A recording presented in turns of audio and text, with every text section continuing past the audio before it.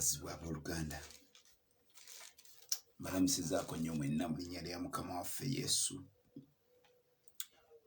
Twebaza Katonda abakuumye nga muli balamu.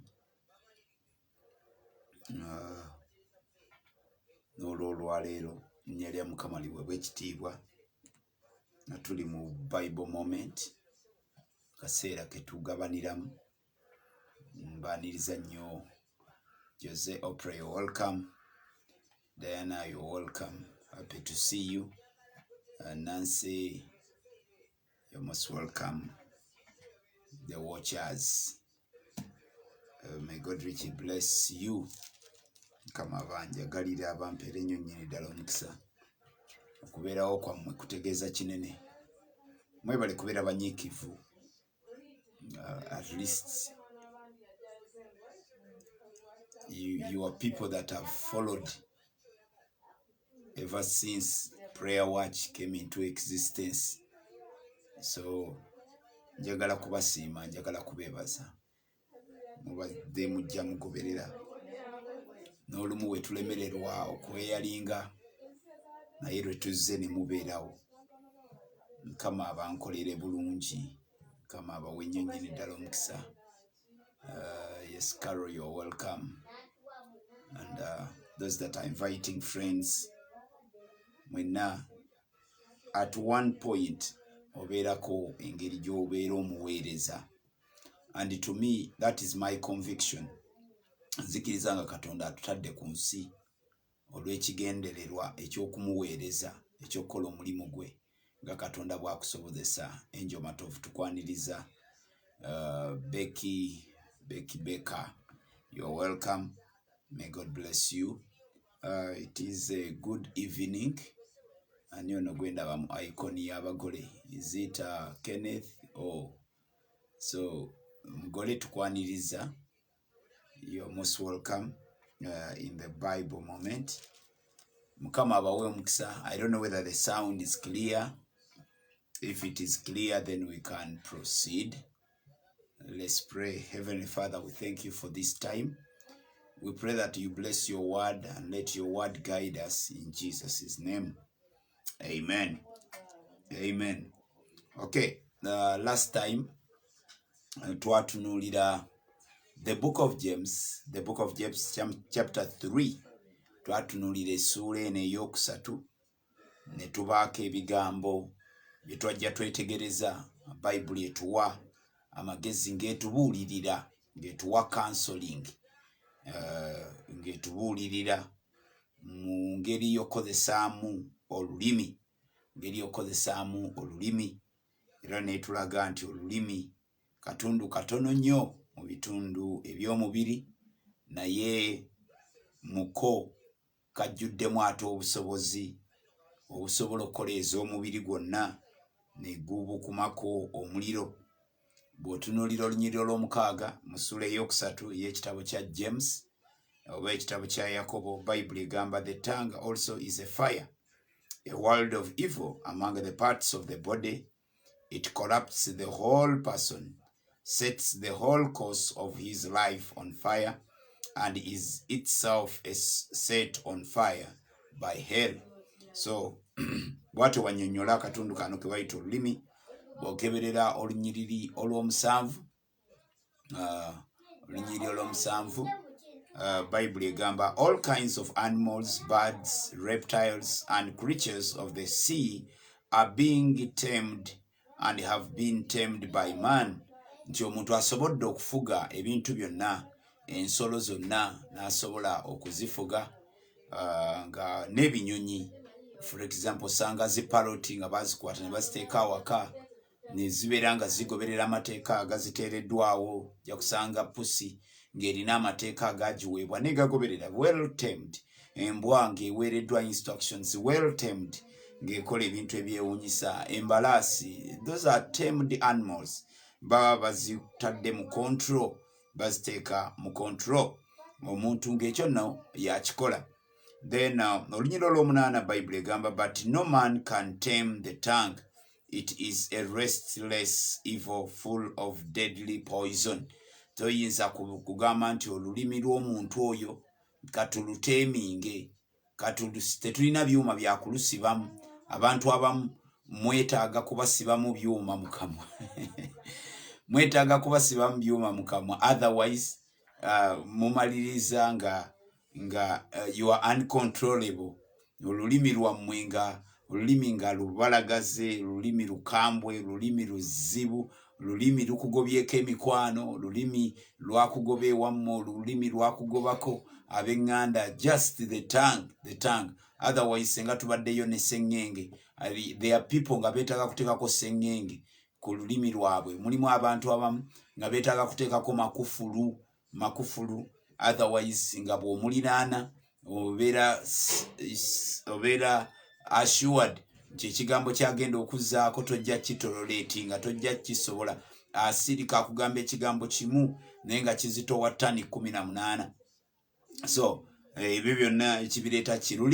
Lulimi terufugika naddala ng'ofuga lwa muntu mulala. Nga senga tugambye nti abantu betulina tubafuge biki bye banaayogera, biki bye bataayogere. Yes, Pauline Petra, you're welcome. We are in James chapter 3. Tutandise with a recap. Tunonyeko katone emabega ne tulaba ennyiriri zino, olunyiriri olw'omusanvu, olunyiriri olw'omunaana nga tugamba, but no man can tame the tongue. It is a restless evil full of deadly poison. Lujjudde obutwa, ebigambo butwa, ebigambo bitiisa. There was a world war which was fought, naye ng'ennwana gye baalulwanyisa bigambo. The first phase of the war was words, propaganda. Ngendo omulumba, ngendo omukuba kanamujjuntuka. Olwaleero tasobola kuba mulamu. Olulimi luzitowa, it is deadly. Bible egamba nti omusajja ono Eliya yali akava ku lusozi Kalumeri amaze okuzikiriza abannabbi ba Bayaali n'abannabbi ba Asera, n'amala okubazikiriza abaavudde ku lusozi.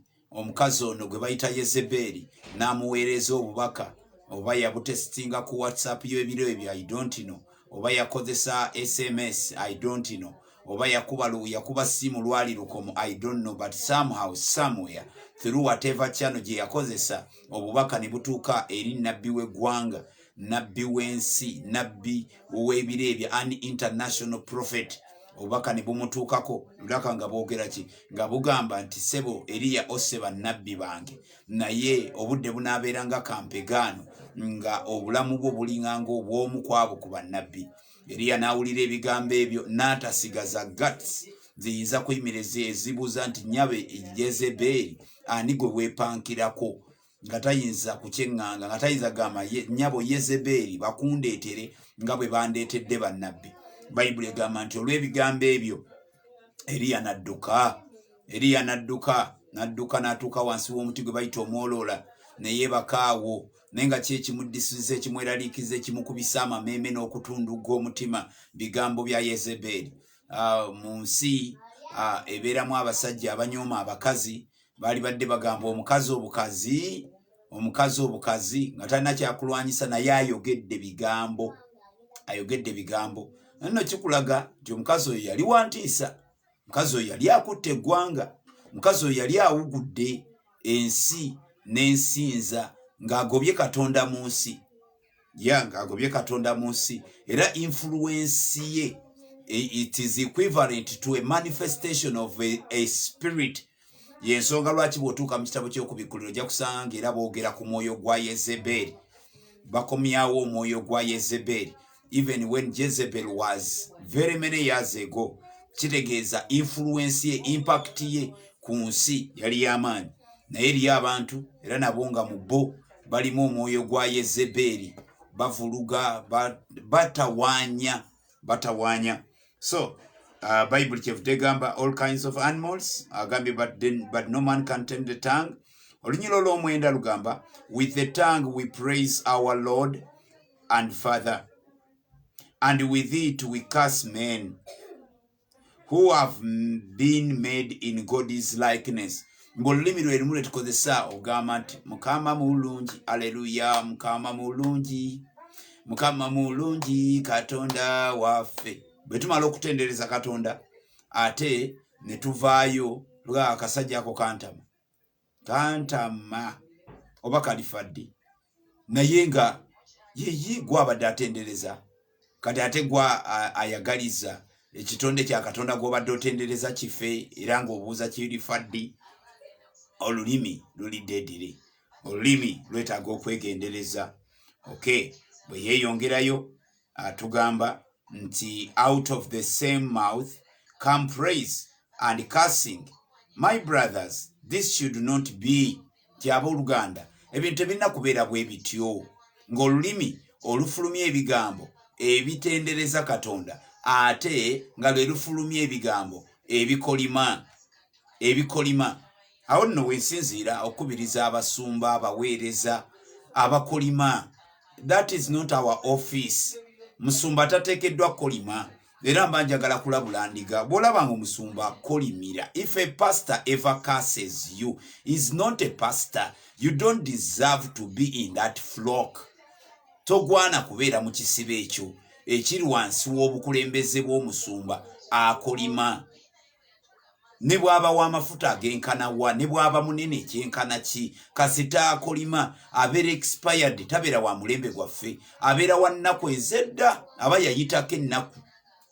Is expired, yalibadde yafe emyaka 10 emabega. A cursing pastor does not deserve to be a pastor. Is not a pastor.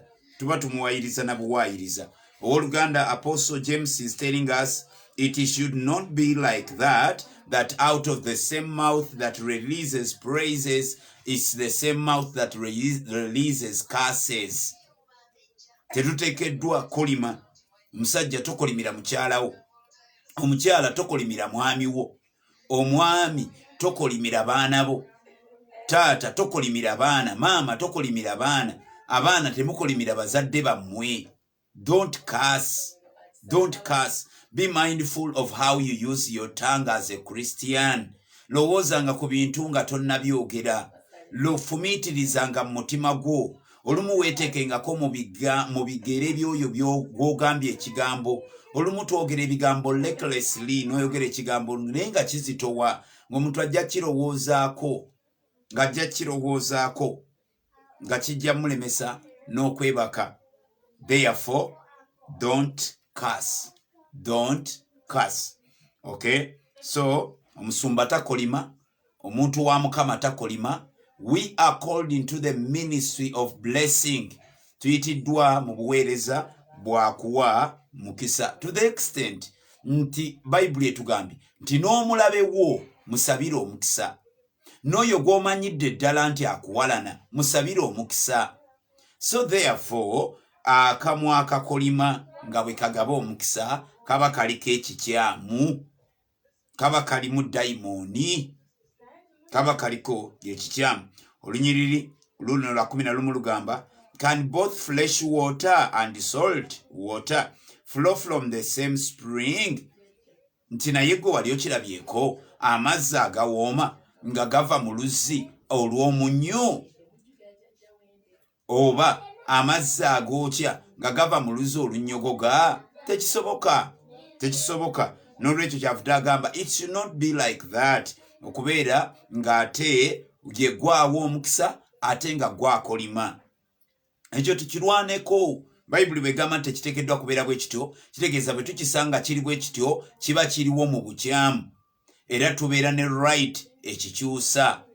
Yes, Apostle Prophetess Goretti is asking which scripture are we reading. Tuli mu Yakobo. We are in the book of James chapter 3 verses, now we are reading verse 11. Verse 11. Naye nga twatandikidde ku lunyiriri lwa 7, twavudde ku lunyiriri lwa 7 nga batunnyonnyola enkozesa y'olulimi. Obukulu bw'okubeera nti tusaayo omwoyo ku biki ebifulumira ku lulimi lwaffe. Ebigambo birina amaanyi. Temwewuunya nti ensi eriwo lwa bigambo. Katonda yayogera bwogezi nti leka wabeewo ne wabaawo.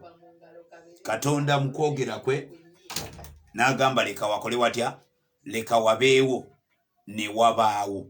So ensi yakuliyetingibwa bigambo. Abaana b'abantu tubeerawo lwa bigambo.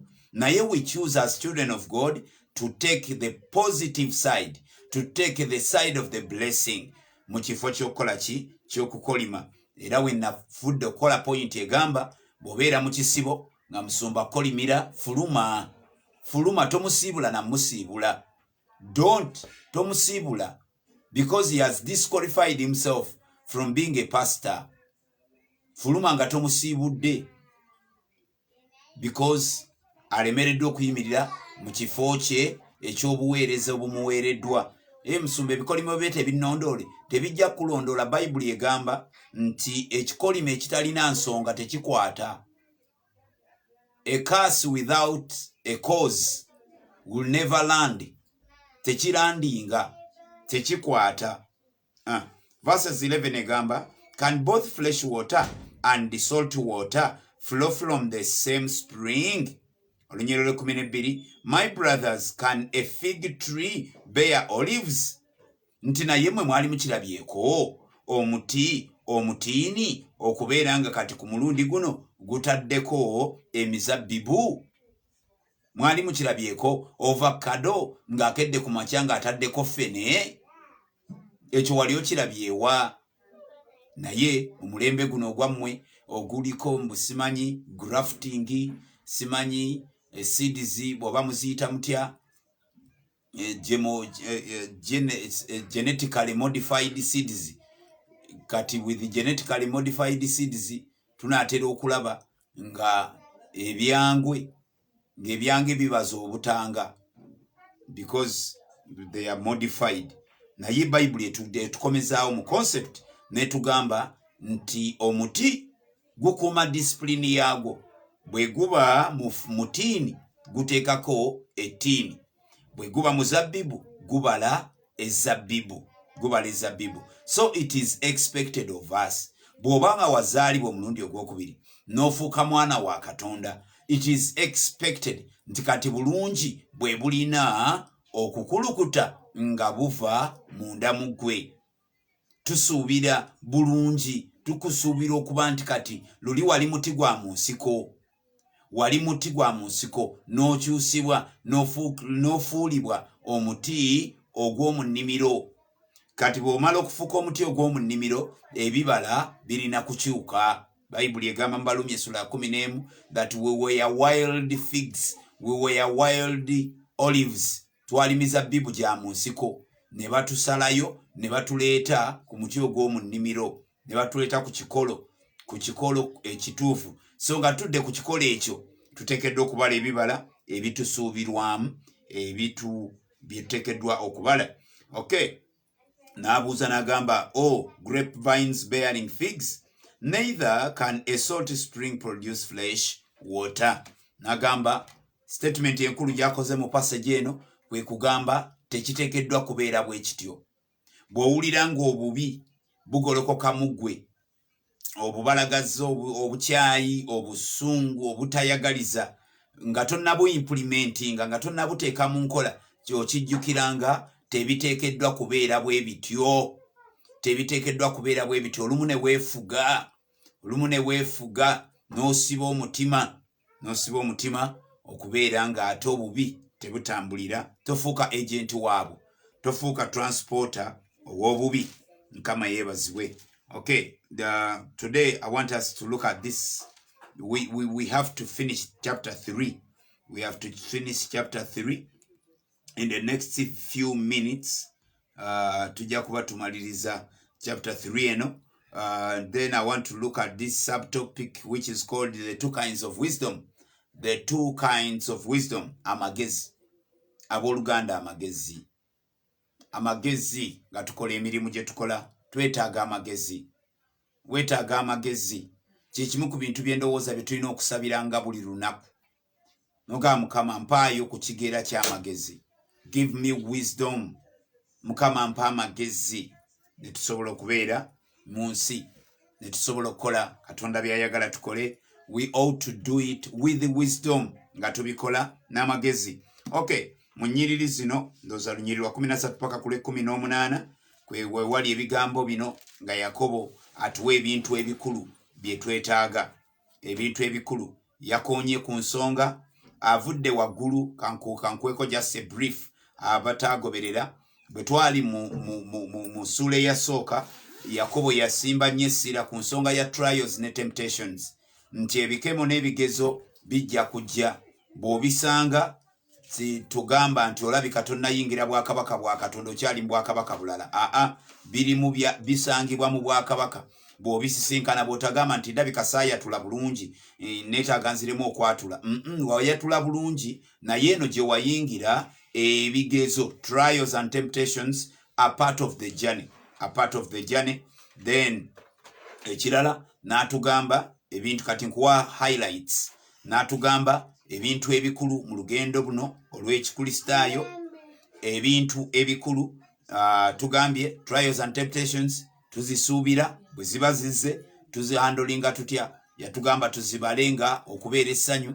kubanga ziba zizze kuteekateeka kukkiriza kwaffe okusitula okukkiriza kwaffe okutwala ku ddaala eddala then bwe yatuuka bw'amala okuwummuza ensonga eyo n'agenda ku nsonga eddako yali ya nsonga ya bwetaavu obw'okuwuliriza n'okukola listening and doing n'agamba nti kyamakulu mangi okubeera abakozi ab'ekigambo okusinga okubeera abawulize obuwulize bwe tumala obbiwulira ate tubeere abantu abateeka mu nkola ekigambo kya Katonda points zazijjayo very clearly atuyigiriza Christian discipline empisa ez'ekikristaayo empisa ez'abaana ba Katonda Christian life Christian living obulamu obw'ekikristaayo okubeera nga obubeeramu wabeerawo enneeyisa wabeerawo character wabeerawo behavior wabeerawo conduct gye tukusuubira okubeera nayo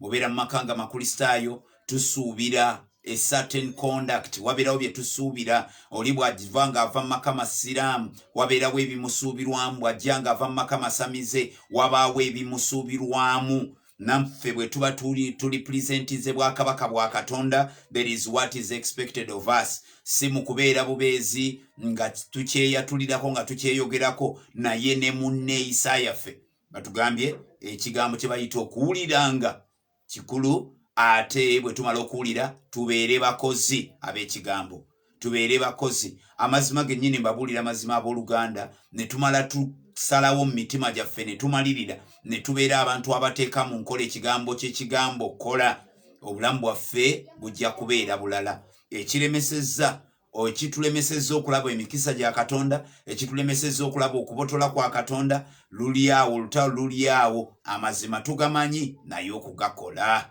ekigambo obeera okimanyi naye amaanyi agakola nga twetaaga nnyo okukabirira omwoyo omutukuvu ayongere okola omulimu mu bulamu bwaffe ayongere okweyanjuluza ayongere okweyabya ayongere otuwa obusobozi ayongere okutta obusimu buli obw'ekikolo kiri eky'omu nsiko ate ekikolo kino eky'obulamu obujja kiroke Bible kyevudde egamba twafuuka kitonde kijja mu Kristo Yesu ebikadde nga bigenze naye prosesi y'okugenda olumu ebikadde bigenda mpola mpola ebimu olumu ebikadde bigenda kasoobo ng'ate tuwulira twagala obulamu obupya tubwegomba obulamu mu Kristo obulamu obw'okwagala obulamu obw'emirembe obulamu obw'essanyu tubwegomba tubuyaayaanira naye sipiidi ekikadde kwe kifiira olumu yeetuleetera tagali kati ate olumu wakati mu lugendo oba otambula n'osanga ate abazzaamu amaanyi ekikadde abakyenkarejinga ekikadde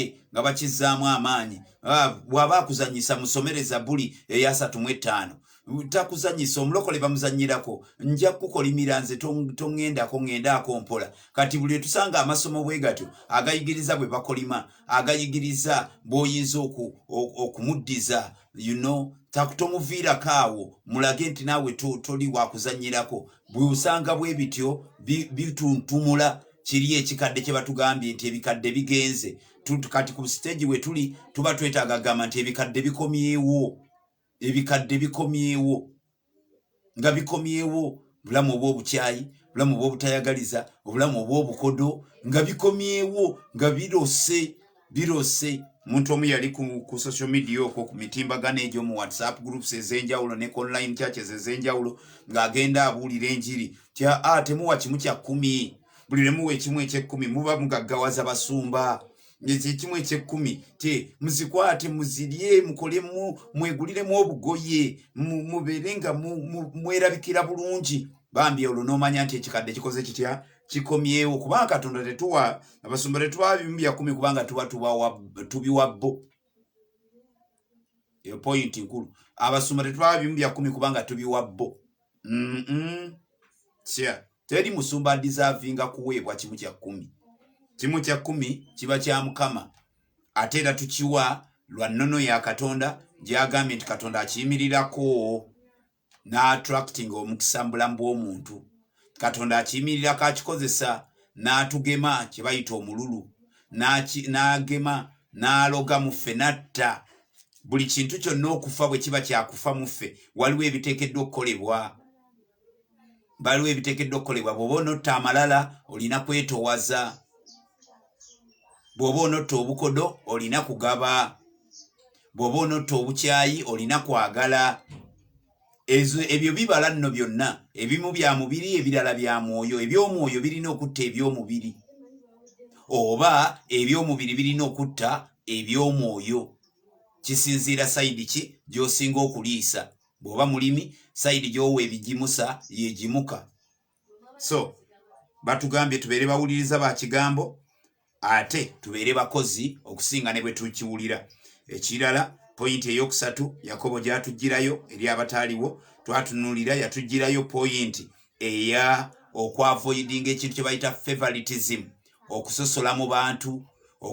Tubasosola okusinziira ku bwe bafaanana, tubasosola okusinziira ku bwe bambadde, tubasosola okusinziira ku sente ze balina. Tuleme okusosola mu bantu. Kyo nakitugamba. Point ye ey'okutaano ey'okuna yali nti tukunyweze kye bayita okukkiriza. Okukkiriza tukukwatireko bye bayita ebikolwa. Let's bring together faith and deeds. Okukkiriza n'ebikolwa birina kutambulira wamu. Then point ey'okutaano nebeera titulina okufuga olulimi. Tulina okufuga olulimi kubanga tetulina kukolima ng'ate bwe lugaba omukisa. Tetulina kutendereza Katonda ate nga bwe lutta. So point ey'omukaaga ye point eya wisdom. Amagezi. Naye bw'aba atunnyonnyola atulaga nti waliwo amagezi ga mirundi ebiri. Waliwo amagezi ga mirundi ebiri. Ekyo jja kukkiriziganya nange. Waliwo amagezi ga mirundi ebiri. Waliwo amagezi ag'omu nsi ne wabeerawo amagezi agava mu ggulu. Waliwo amagezi agava eri Katonda. Yakobo agatwawulira. Gonna magezi era bannannyinigo bwe baba bagoogerako bonna bagoogerako nga bagamba magezi. Musajja yakeera ku makya nabba ebyabbye ne bagamba wabula musajja oyo mugezi. Musajja abbye ssente za gavumenti. Abayisizza ku litalaba. Yo musajja bannaye musajja mugezi. Manyi oyo mukazi tayisa ajingiza ono bwafulumya. Oli omuzanyiza. Oli omukazi mugezi tosobola mukwata tosobola. Oli omusajja muzibu nnyo. Oli omusajja bagayita maki magezi. So kyavudde atugamba there are two kinds of wisdom. Amagezi ag'emirundi ebiri okeberamu n'olaba. Galiwa g'otambulirako. Galiwa agakukulembedde. Is it the wisdom from God? Is it the wisdom from the devil? Naye nga gonna maki magezi. So James tells us, who is wise and understanding among you? Let him show it by his good life, by deeds done in the humility that comes from wisdom. Nti ani omugezi mummwe era ani alina okutegeera mu masekkati gammwe? Leka omuntu oyo alina amagezi alina n'okutegeera akwolese akudemonstrating. Kitegeeza amagezi teboogera bwogezi nti ndi mugezi. Toyogera bwogezi nti nze ntegeera. Toyogera bwogezi nsinze ndi muyivu. Toyogera bwogezi nti nze nasoma. You must, what you do will tell us oba oli mugezi oba toli. Bw'otaba mugezi obeera ki? Obeera otherwise. Bw'otaba mugezi obeera otherwise. So therefore kyavudde atugamba nti buli yenna alowooza nti mugezi, alowooza nti alina amagezi. Don't blowing a trumpet. Toleekaana, tolinnya waggulu kasolya ka nnyumba kulekana bw'oli mugezi, but let your wisdom be demonstrated by what you do. Let your understanding, let the knowledge you have be demonstrated by what you do. Ferife Yesu yatugamba nti mulibalabira ku bikolwa byabwe, mulibalabira ku bibala byabwe, si ku bigambo. Eno mu bigambo fena tuli bagagga. Mu bigambo yiyi twogera ne tusulawo, sobola okwogera n'enkumatiza, sobola okwogera n'okkiriza n'ovaawo ng'okkiriza omusajja oyo ayogera. Tayinza kwogera n'osigala ng'okyayimidde ku kye watandise nakyo. You know, ebyo byakwogera. Yesu n'agamba no, minzaani temugiteekangayo eyo. Eyo walimba. Eyo walimba. Minzaani mugiteekewa. Mugitwale ku bikolwa. Whoever is wise must demonstrate his wisdom. Whoever is knowledgeable, whoever is understanding, tutunulire eno mu bikolebwa. Mukama yebaziwe. So, mukwogera bingi ebikola ki ebiyitibwako, bingi mukwogera mubeeramu, era Bayibuli egamba nti bw'osanga omuntu atuukiridde mu kwogera, bw'oba osanze omuntu omutuukirivu. Ensobi ezikolebwa mu kwogera mpitirivu obungi. So, kyavudde tugamba, who is wise and understanding among you? Let him show it by his good life, by deeds done in the humility that comes from wisdom. Kitegeeza amagezi ga Katonda galijjiramu kye bayita obwetowaze. In the humility that comes from wisdom. Wisdom bweba container, nga container bagiyita wisdom, muyo musangibwamu one of the gifts esangibwa mu magezi. Oli omuntu wagamba nti gundi oyo mugezi, twagala tuba tulingizaamu mu container tulabe ebirimu, twagala kulaba birimu. Batugambye bw'omala olingizaayo weetegereza olabe oba mulimu obwetowaze. Whoever is wise must do what they do with humility, n'obwetowaze, kubanga obwetowaze butambula wamu n'amagezi. Buli alina amagezi ateekeddwa okubanga n'obwetowaze abulina. Buli atalina magezi n'obwetowaze tatesobola kuba nabwo. Tosobola. It is impossible. Verses 14 egambye, but if you harbor bitter envy and selfish ambition in your hearts, do not boast about it or deny the truth. Mbu mu mutima gwo bwe mubaamu ebintu bino wammanga. Yes, Petra nalabye obilistinga. Petra, list for me these ones also. List for me these ones also. But if in your heart you harbor, number one, bitterness,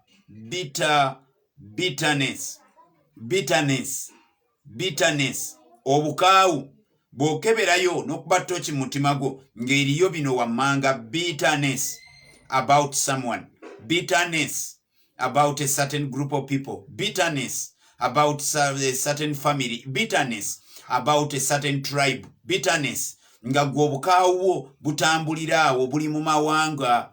Oli wa ggwanga lino tokola, olina obukaawu ku ggwanga bwe liti, olina obukaawu ku kika kino, olina obukaawu ku family eno, olina obukaawu ku kanisa eno, olina obukaawu. You know, when you harbor, number one, bitterness, number two, envy,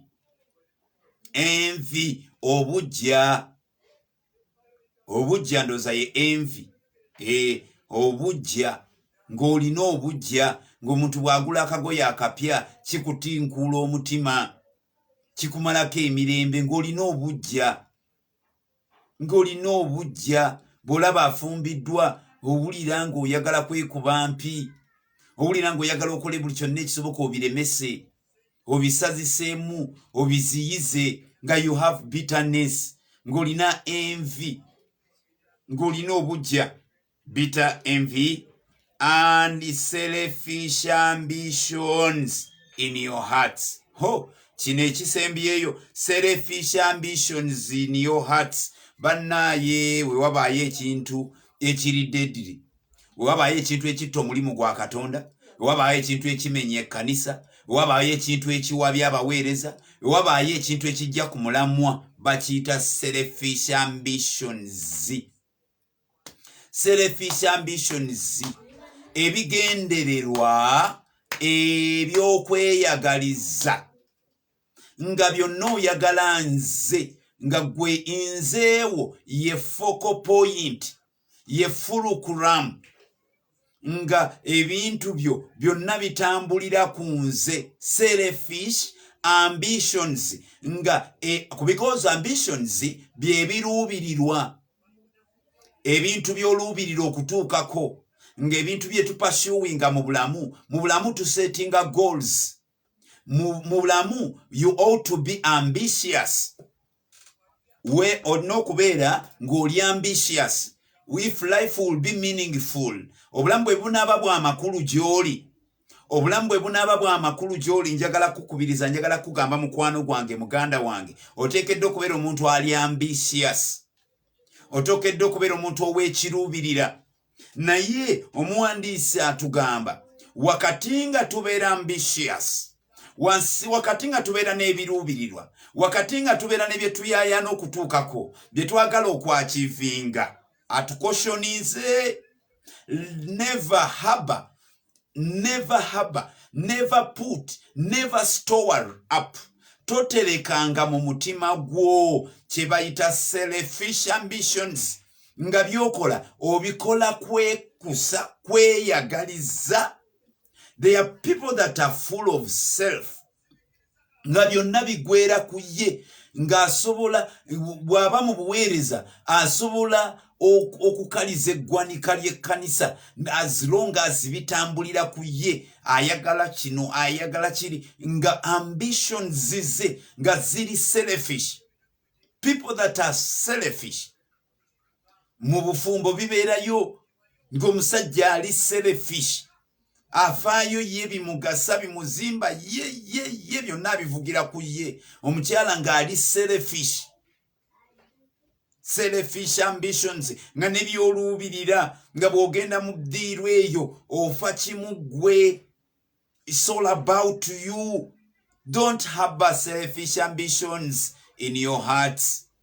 Nga bw'obeera nga kasitookebera mu biruubirirwa byo, nga wakikoze n'amagezi mangi, wakikoze n'obukugu bungi, wayisizaawo poyinti yo mu magezi mangi ag'ekitalo, buli omu n'akuba mu ngalo n'akungiriza, naye kasita kibeera ng'ekigendererwa, ng'ekiruubirira, nga motiivu y'omutima gwo yabadde yakwegasa, nga yabadde terinaamu inclusion y'abalala, nga wabadde as long as it benefits you. Bayibuli egambye teweerimba, teweerowooza nti oli mugezi. Don't ever kukirowooza nti owagezi wadde nnyo. Tokigeza, sikigeza, bw'akikugamba bw'akiŋŋamba. Aba ndabula nti sooka okeberenga wakati mu biruubirirwa. As we say, set goals. As we say, be objective. As we say, have a vision. You know, nga tubibayigiriza ebyo byonna tuba tugenda kubagatirako ekigambo ekigamba wakati ng'obiseetinga okeberangayo mu mutima gwo n'otajjuzaamu selfish ambitions. Tebinkwatako be bantu bwe batyo, tebinkwatako nze kasita nkifuna, oba abalala tebalidde nze kasita ndya, oba abalala tebambadde nze kasita mbeera. That is selfish ambitions. Abakulisitaayo Katonda tatuyise, abalokole Katonda tatuyise kubeera selfish. Bayibuli kyevudde esomesanga egamba nti ababi batuuma entuumu, ababi batuuma entuumu, naye abatukuvu tebatuuma ntuumu. Bayibuli kyevudde egamba nti Katonda alibitoola n'abijja mu mikono gy'ababi, abatuumye entuumu n'abiteeka mu mikono gy'abakkiriza, gy'abatukuvu, nga Katonda alina expectation nti abatukuvu bo tebagenda kutuuma ntuumu. Abatukuvu bagenda kukola ki? Abatukuvu bagenda kusaasaanya, kubanga Katonda bw'agaba omukisa aba ayagala tubeere channels mikutu tuberezi pipe amazzi mwe gayita omukisa mwe guyita yensonga lwaki akuwa omukisa nga skin color yo yemu neyange nga obolya nga n'amaanyi nyinza okuba nkusingako senga baali bagukozesa maanyi nga maanyi ge galeeta obugagga naye Katonda n'akuwa omukisa for a sake n'agukuwa mu famire yewammwe n'agukuwa mu bantu bewammwe n'agukuwa mu kanisa nga mu kanisa eyo gw'osinga obugagga nga gw'osinga nga God has blessed you with the finances. So Katonda n'agukuwa omukisa kubanga omukisa gutegerebwa nnyo mangu gwangu okutegerebwa when it comes to money. Naye how many people get a chance to ask themselves lwaki sente Katonda ampadde nnyingi ezisinga ku z'abalala? Is it because ndi mugezi nnyo? Is it because I'm hard working? Naye teweerabira nti n'amaanyi g'okozesa Katonda yagakuwa. Naye Katonda atuwa lwa nsonga atusuubira that we will become a channel, we will become a flow of the blessing. Bw'ati bw'akigamba Ibulayimu, ndikuwa omukisa. I will make you a blessing. I will make you a blessing. When he who blesses you, he says, and the nations shall be blessed through you. Amawanga galyoke gaweebwa omukisa okuyita mugwe. Kiba kitegeeza ffe tuli vessel. Omukkiriza abeera mukutu, abeera vessel. Katonda kyava atuwa teyali tuwadde ng'abalala bw'atabawadde. Katonda kyava akuwa teyali kuwadde nga bw'atawadde balala. Naye asuubira nti gwe togenda tuuma ntuumu, ogenda kubeera the channel. Gw'okimanyi nti tumanya Katonda, tutegeera nnyo Katonda okusinziira ku bintu abantu bye bakoze, Katonda by'abakozesa gye tuli. Tulaba nnyo omukono gwa Katonda okuyita mu mukisa Katonda gw'ayisa mu bulamu bwaffe.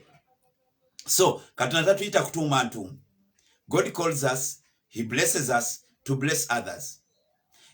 Abantu baleke balabe Katonda. Bayibuli kyevudde egamba nti ebikolwa byammwe birabisibwe abantu balyoke bawe nga Kitammwe ali mu ggulu ekitiibwa, balyoke bamugulumize. Katonda tagulumizibwa nga tukodowala. Katonda tagulumizibwa nga tweyagaliza. Katonda tagulumizibwa nga buli kimu kyetololera ku ffe nze. Selfish ambitions. Selfish ambitions. Selfish ambitions in your heart. Do not boast about it or deny the truth. Yatandikidde waggulu ng'agamba, by deeds done in humility. But if you harbor bitterness, selfish ambitions in your hearts, do not boast about it. Do not boast about it or deny the truth. Temwenyumiriza, temukyenyumirizamu. Temukyenyumirizamu nti zolaba ssebo nze ndi mugezi yabadde alina kufuna 10 nengira bwe nti namuwadde 2 teyakitegedde namuwadde mwezi 2. Namugambye omanyi ploti yabadde yabukadde 10 nemugamba yabukadde 3 yabukadde 3 n'asasulirawo 3. Bayibuli erina ekintu kyeyita usually oba kyeyita interest that is beyond. Amagoba agasukiridde bagatugaana naddala eri abooluganda. Bayibuli egagaana amagoba agasukiridde. Yes, you can make profits, naye tokola magoba gasukiridde, because gagenda kubeera nga gava mu that selfish ambitions nga tolowoozezza ku balala, weerowoozaako weekazibwe. N'olwekyo kemala ekyankalanye bwetyo tumaliriza tugenda kukola tutya? Tumaliriza tujja kuddukawo. Tumaliriza tujja kwanguwa tuzingeko.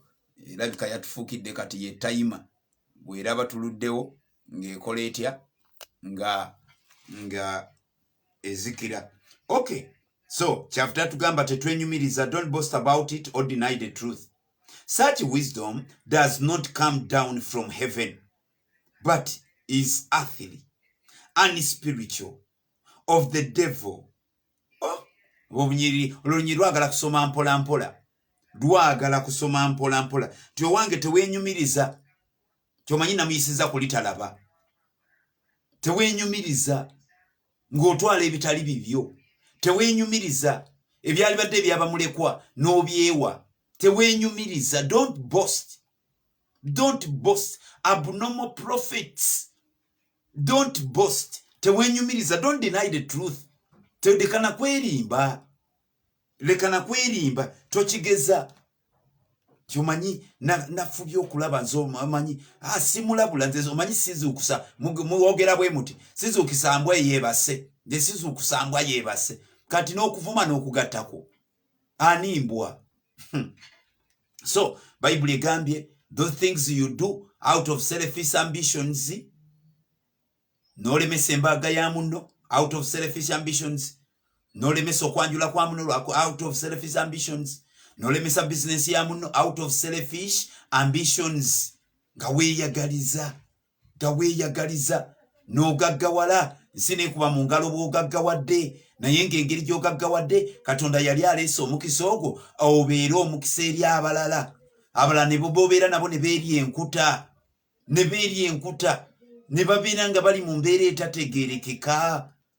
etategeerekeka ninga Katonda akublessinze nga bw'otunuulira oguyumba mwosula bodde ewammwe nga naawe wennyini oswala okukyama eka oswala okukyama ewammwe, yet God has blessed you nga Katonda akuwadde omukisa naye okyakyama n'oweta omugongo ng'oyingira mu kasiisira k'ewammwe naye ng'ate mu kibuga osula mu bbangalo, mu kibuga osula mu guyumba. Selfish ambitions. Tulowooza nti Katonda abituwa kwekkusa, abituwa tubalage Katonda bw'ali ow'amaanyi. Tabikuwa lwa nsonga eyo, talina gwawa mbwogule emmotoka ennene ng'ensi etegeere ekyalo kimanye nti ssebo toli wakusaaga bwe walokoka tewasirwala. God blesses you that you bless others. Period. So Bible etugambye nti abange amagezi agalinganga ago tegava. Such wisdom does not come from heaven. Such wisdom does not come from heaven. Munatera okumbuza musumba awo ng'oli mukambwe nnyo. Mulimu ebintu ebimu byempuliranga abantu abamu you have to cut into their heads okubibayingizaamu kubanga ensi gye tulimu efuba okulaba ng'ezuukiza obulamu buli obukadde, efuba okulaba ng'etutondamu omululu, efuba okulaba tuwulira okitwala ekibuga okirya ojja kukitwala ekyekibanja kikyo eyiwa oguyumba gugwo ogenda okulanga tuzimbye omululu muffe nga twezimbyemu omululu nga tetwezimbidde mu kkanisa. Boddayo ku njiri ya prosperity. I believe in prosperity. Naye njiri ya prosperity, if it is taken out of proportion, mwe muvudde okusanga abasajja ba Katonda nga amazima gennyini omutunuulira the luxurious life gyalimu gyabeeramu, noddayo n'otunuulira obuliga bw'asumba bwe bufaanana n'olowooza n'ogamba musumba wa Katonda oba musumba. Naawe gattako. So ng'ate ekisa n'okusaasira n'okukwatibwako passion yalibadde ekulukuta eva eno mu basumba, yalibadde ekulukuta eva eno. Ffe twalibadde tusooka okumanya nti bannaye omukazi waawali yasuze enjala, bannaye abaana teyafunye kyakubawa. Omusumba yalibadde asooka okuddeeka n'ayajuuzaamu kiro ya sukaali n'asenako afo kiro n'agiwa neiba atalina kyakulya. Omuweereza bwe njogera omusumba mujja gamba ndi ku basumba mbalese abasumba bamwe temwagala boogerako, wamma ngamba ffe abakulisitaayo bw'obeera ku kyalo nga ggwe mulokole, nga ggwe mukkiriza. Twalibadde tulowooza omusiraamu nga tannakwatibwa kisa, obwana obuli mu nnyumba obutalina buwunga bwakunywa buugi, omulokole yalibadde taliyinza kugamba kamala okulaba kampulira omwoyo kyaŋŋamba. Mulimu ebintu ebimu nga mwoyo tajja kukikugamba, ajja kukuba na bukubi luyi lwa bwereere. Don't you see? Don't you have the intuition? Omutima gwo tegukulaga nti eyo embeera yeetaagisaako omwasirizi, yetagisako obuyambi. Don't you sit sincerely? You want to go. Amanyi kamalo kinonyezamu mukama. Ononyamu mukama muki? Okuyamba mulekwa, okuyamba namwandu, okuyamba yetaaga, okuyamba omwana yasuze ku luguudo, okuyamba atalina ddagala, oli akunnyonnyodde, munnaye sirina ddagala, bulwadde bwobu n'empapula zino. Newankubadde abamu babikozesa bya kiyayi, olumu ogenda n'obeera eyo ku kkanisa mulibwamu abamu atambulira ku mpapula kwasondera. Ng'abamu babikola abamu abatali genuine. Naye ffe tetwali badde tetutunulayo. Olumu ngenda n'embeera n'abantu tutambula mu kkubo n'osanga omwana ku luguudo. Omwana ku luguudo asabiriza n'osika akantu olaba oba olinamu akasente oba olinamu akapapula oba olinamu koyini oba ki omuwe. One time we almost crashed with one of the people I was walking with. Tobawa kikulu okubawa kwe kubasibira ku luguudo. I mean, bw'olowooza muligoloza babaawo batya. Eyinza okuba amayingo g'ensiga amuvuga olwaleero ali ku luguudo lwa Kampala tamanyina bwe yalutuukako. Yali yagadde okubeera ewaabwe naye yajja obumu buzaalidde okwo ku luguudo. So you are so cautious. Yegwe kitawunikiraka w'ekibuga weefudde tawunikiraka ow'ekibuga alabirira entambula z'emirimu z'ekibuga. Gw'osalawo ani anaalya gwa ani ataalye. Do your part.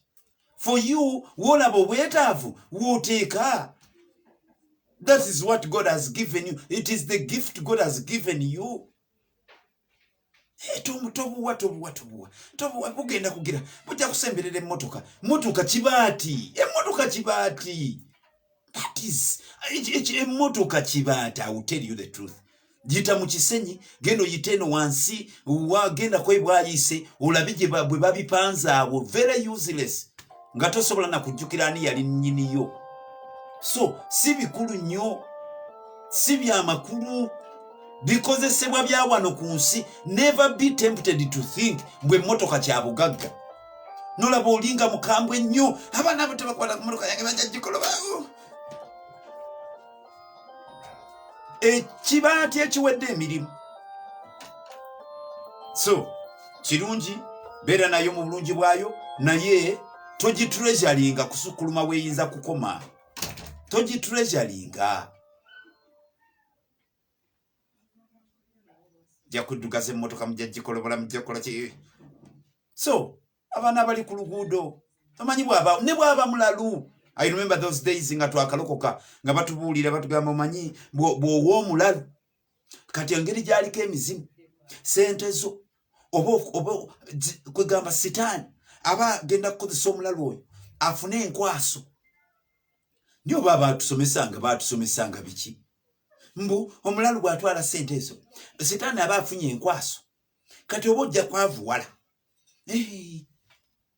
Twalokoka Katonda n'atufuula mukisa. Ebyo bintu byo simanyi mbu sitambo bwe naawo omulalu bw'aba asobola nga Katonda yamulekera akasensa akategeera nti sente era n'ozimuwa n'atazikasukira mu mayinja g'akasuka n'abeera nga asobola ozimanya nti sente n'azikwata n'azitwala n'omuwa omunwe gwa bogoya n'agulya. Aba ategeera newankubadde yafuna ebizibu by'oku nsi.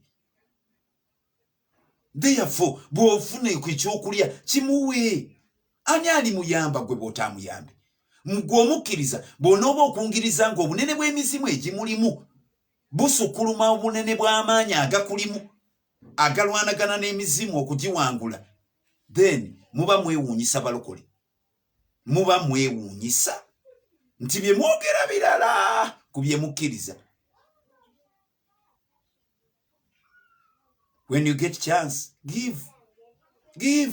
At the end of the day, nze no philosophy wanga ngamba bwati nti muggulu tebatutumangako bisawo bya sente nti bonobo oyingira ku muggulu nga bakubuuza oze na mmeka. Wa bikozesebwa bya wano ku nsi. Ani agambye someone is saying Pastor sikulaba. Maria is saying nzuno abakuntunulako mukyenyi kandro winge bwendi nzuno nabi kandi waggulu wa icons zammwe Mukama yebazibwe. Okay, ndoza kanzikemu bwenti. So friends, sente byemuyite ebyobugagga bikozesebwa bya wano ku nsi. In fact tukozesa ebintu eby'omubiri okufuna eby'omwoyo. Yesu kyava yagamba nti mukwate sente zammwe muzitereke enyenje gye zitatuuka. Kati abamu ndoza muzikuŋŋaanya paka lwe munagenda mu ggulu mugende nazo olunyiriri bwe mutwe mwalutegeera. Yesu yagamba tutereke eri enyenje gye zitatuuka. Kati mukuŋŋaanya gasawo gammwe. Mukama yebazibwe abooluganda. So simply what I'm trying to draw, my point jengezaako ku driving home, let us have the godliness in us. Let us demonstrate the kind of wisdom we have received from God. Amagezi Katonda gatuwadde tugooleke nga tukola ebintu ebyoleka Katonda.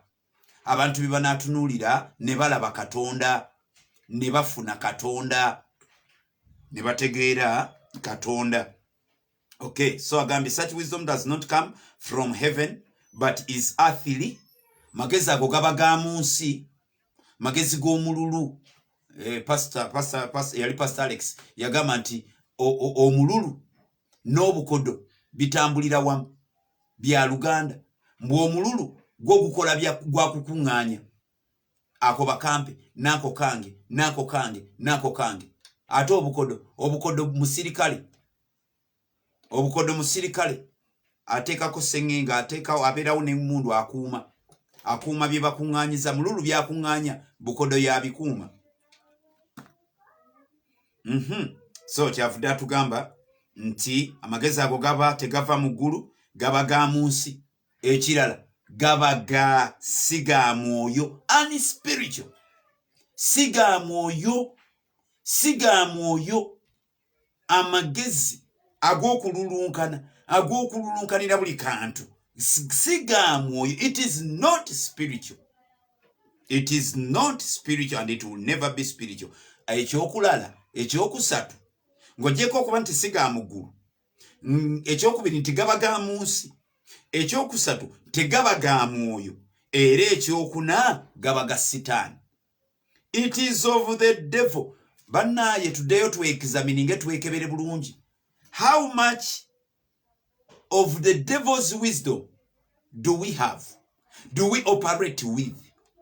Mirundi emeka gye tukoze ebintu naye nga tukozesa gano ag'omu nsi. Tukozesa gano nga wabikoledde mu busungu. Buli lw'obikolera mu busungu gaba ga wano. Buli lw'obikolera mu bukaawu gaba ga wano. Buli lw'obikolera mu kweyagaliza gaba ga wano nga tofudde ku balala gaba ga wano. Ekirala gaba ga Sitaani. Ne batuleetera ag'omu ggulu nago bagenda googerako. Olw'ekumi n'omukaaga agambye, for where you have envy and selfish ambition, there you find disorder and every evil practice. Mwawabeera selfish ambition, okweyagaliza. Omuntu kasita abeera nakyo kino ekirwadde mu mutima gwe, n'amala abeera nakyo, society gy'abeeramu, abantu b'abeeramu, abagenda basigamu kye bayita disorder. Wabaawo akavuyo, awabeera selfish ambition, wabeerawo akavuyo, wabeerawo disorder, wabeerawo evil practices. Lwaki? Kubanga buli omu olwo atandika okuskiminga, buli omu atandika okukola ebyolukujjukujju, naye ayiiye bw'anaabaawo. Lwaki? Kubanga gundi ayiiya, gundi akujjuse n'afuna ebisukuluma ku by'abalala. N'olwekyo disorder. Ekiddako kaba kavuyo, ekiddako abooluganda babeerawo akiisa atya? Evil practice. Oli atandika, abantu batandika okuzza ebbali, n'akwogereza, omanyi ezo sente zeetanja zikuterekera, omanyi zijjeeyo zireete nzisabire. Evil practice yabireeta. Bw'abeera senior pastor nga ye w'omululu, bano abalala ba associate pastors ba associate pastors kye bagenda okola bagenda kuyita mu buliga batandika obugamba zireete nzisabire zireete tuzisiiga amafuta zireete omanyi mukama yakindaze mukama yakimbikkulidde omanyi nabadde nkusabira bwe nabadde nkusabira mukama nandaga sente ezazze ku akawunti yo jo tekwazeeko sente gesingiri nakugesinga nga zazzeeko naye olwokuba amaze okutiisatiisa nga bwe yabadde mu kusaba ng'ate akusabira azannyidde ku emotional faculty yo tofuna maanyi gamubuuza nti bw'aba mukama yazirabye zaabadde mmeka tetufuna chance eyo ebuuzaayo naye ekireeta evil practice this earthly wisdom this demonic wisdom the wisdom of the devil this wisdom is in churches this wisdom is in Christians kyekiruma it is amongst believers. Evil practices, this evil wisdom of selfish ambitions. Mwe mutusanze abooluganda abeewola ku bannaabwe ne batabasasula. Mwe tusanze abooluganda bebawa ne batazaayo. Evil practices zigolokoka. Bantu batandika okuyiiya, batandika okutetenkanya. Zireete tuzisiiga amafuta. Batandika okuteteeganya okulagula ne bakubawo obunabbi obutaliiyo. Evil practices. Lwaki olumu omulimu baba agutandika bonna omu naakola atya omu nadevelopinga evil practices. So Bayibuli etukoowoola tutereere abooluganda tutereere kino kyekigambo kya Katonda. Kino kyekigambo kya Katonda atugambye environment mwe bibeera mu Lunyiriro 16 lugambye for where you find for where you have envy ng'omuntu alina obujja nga tayagaliza balala nga tayagaliza banne ng'alina obujja ate ekirala ng'alina selfish ambitions ng'alina ebigendererwa ebyokwezimba nga ye ng'omuntu ojja kusanga babeera nabo bajja kubeera mu akavuyo babeera nabo bajja kubeera mu evil practices. Genda onoonye community, genda onoonye society, genda onoonye amaka, genda onoonye abantu abeera wamu nga balimu ebintu ebyo olabe. Evil practices. Genda mu maka agali polygamous. Evil practices. Maka agali polygamous. Tata ali ambitious, alina self ambitions, ali selfish, yerowoozaako yekka, abakyala yawasa 8 olw'okuba yayagala kukkusa njala ye ey'obwenzi bwe, n'olwekyo n'abaleeta. Bw'abaleeta evil practices ojja zisanga mu maka bwe gatyo.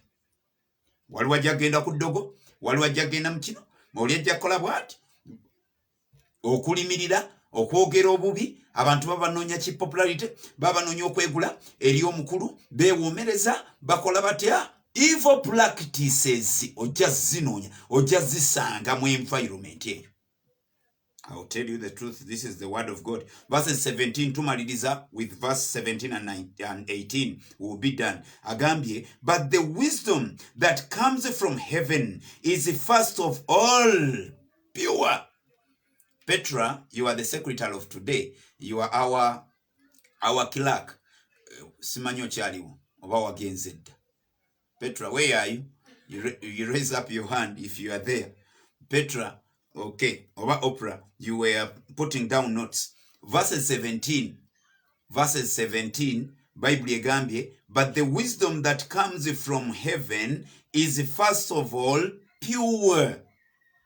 Amagezi agava muguru ekisooka gaba pure. This is what they call pure. Nga temulimu wadde akasejja. You look through the glass and you will see it. Gaba very pure. Amagezi agava mu ggulu. gaba pure. Mu purity mwe tusanga elements nga transparency, gaba pure. Gaba tegaliimu bisejja, gaba tegaliimu masengere, gaba tegaliimu kweyagaliza, gaba galina ebigendererwa bya kuzimba Bwakabaka, galimu ebigendererwa bya kuzimba mulimu gwa Katonda, galimu ebigendererwa kukola Katonda kyakwagaza, and you are done. It is pure, the wisdom that comes from heaven, but the wisdom that comes from heaven, first of all, number one. Whoever is typing, you type for us. Number one. Number one. Oprah, Sikulaba, Nancy, Sikulaba, Mubanoni, wherever they have gone. Okay, Petra, Nkulabi Woli. Okay, fine. Agambie, first of all, number one, it is pure. Number two, as we are noting, for those that cannot. Number two, after being pure, number two, it is peace loving. Gaba gajjudde emirembe egivugibwa okwagala. Peace loving. Nga gajjudde emirembe egivugibwa okwagala. Nga gaagala emirembe. Amagezi ago, konteyina yaago mwe gajjira. Mubaamu amayinja ago, mubaamu those nuggets, mubeera mu treasures ezo. Peace loving. Gaba amagezi ago gaagala emirembe. Gaba gaagala emirembe. Gakolerera emirembe. Ganoonya emirembe. Gagoberera emirembe. The wisdom that comes from heaven. It is peace loving. Number three, this kind of wisdom, it is considerate. Oh, kanywemu ku lwekyo. Ganywera mu plastic. Nze tewali kintu ku nsi kyantamanga plastic. Nga nkibagambe. Ate musumba wamugyewa plastic. Plastic, omanya, nyumba sibeera munzeka. You need to be considerate. Nyiza okuba nze simwagala naye waliwo amukola ki? Amwagala. So Bible egambye you need to be considerate. Considerate. This wisdom is considerate. Considerate. Oyimirirako mu bigere by'omulala. Ekigambo considerate kyekitegeeza nga tonnakikola, nga tonnakirowooza, tonnakikuba, tonnakiteeka mu nkola. Tiyimirirako mu bigere by'oyo gw'okikola. Mbadde ngenda kwogera bingi ku plastic. Consideration ngamba nti mukyala Sakira bw'omwogerako nti yaguza plastic nga gwe tomwagala, obeera toli considerate. Kubanga alina bawalabe abamwagala ennyo. Kati mba ngenda kwekolera balabe babwerere. I need to be considerate. Nga mwogerako. So, therefore, bya plastic nange nembikomyawo. Bible egambye this wisdom is considerate. Considerate means yimirirako mu bigere by'omuntu omulala olowooze byakola ki kyayitamu, olowooze bwe kinaabeera. Senga mbadde nze we wajja ebibuuzo bwe bityo. Abantu abali considerate, those are statements. Mbeera kubeera nze. How would I feel? Naaliwulidde ntya? Sijja kukikola. Kubanga mba kubeera nze. Saali kisobodde. Saali kigumiikiriza. So, be considerate. This wisdom is considerate. Kitegeeza, it is inclusive. Magezi agalowooza, aga-involving abalala, agaleeta others in the picture. Galeeta abalala mu kifaananyi n'obeera nga buli kiseera teweerabawo wekka. But you consider others. Kino Pastor Gundi kigenda mukola kitya? Gundi kigenda mukola. Olumu at times that's why we generalize. It is consideration. Otherwise, mubaamu ebintu ebimu bye tuba tumanyi ni particular nti ekyo Gundi yakikola. Nti ekyo Gundi yali bwati. Twalibadde tumentioninga ti Pastor Gundi alina omululu. Pastor Gundi ali bwati. Twalibadde tumentioninga. But consideration ebe kugamba okay ayinza okuba alina ekyo kyamu kyakola naye alina followers alina obuligo bumukkiririzaamu emitima gyabo togirowoozezaako ng'opaatiikawo erinnya lye. So consideration ekyo kyereeta you become mindful. Alina endiga, alina famire, alina abaana, alina omukyala amukkiririzaamu 100 ku 100 bw'akuba kumulya amulya yenna. Kati bw'otandika okumukunkumula mu lujjudde luno olwaffe olwa social media olujjudde olugambo olwa buli kala oba okibaza otya.